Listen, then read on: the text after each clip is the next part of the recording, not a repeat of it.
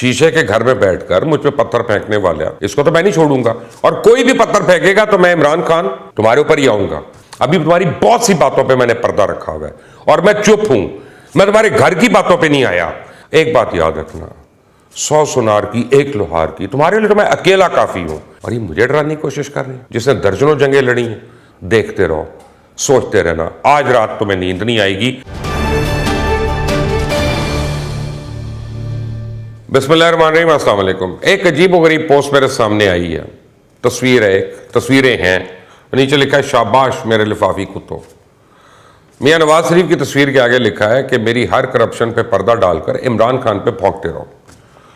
और इस पोस्ट में मेरे अलावा पता नहीं दर्जनों सहाफियों की तस्वीरें हैं। अब इसका मकसद क्या है कि जो लोग इमरान खान के मुतालिक हकीकत बताएं, उसकी करप्शन को बेनकाब करें, उसके इर्द गिर्द लोगों को बेनकाब करें, उसकी असलियत को बेनकाब करें, उन्हीं को डिग्रेड करना, उनकी क्रेडिबिलिटी को हिट करना, ताकि इमरान खान का असली और मकरू चेहरा दिखाने वाले को डर जाए, खामोश हो जाए, जान के मान पाते हुए उसका नाम ही ना लें। यही वो अपने सियासी मुखालफिन के साथ भी करता है। मैं दूसरे सहाफियों का तो जिम्मेदार नहीं हूं, लेकिन उसमें मेरी तस्वीर भी है। पहले मैं इस तरह की चीज को नजरअंदाज करता रहा, लेकिन अब तो बहुत हद से ज्यादा गुजर गई है ना बात। सवाल ही नहीं पैदा होता कि हो शीशे के घर में बैठकर मुझ पे पत्थर फेंकने वाला, इसको तो मैं नहीं छोड़ूंगा।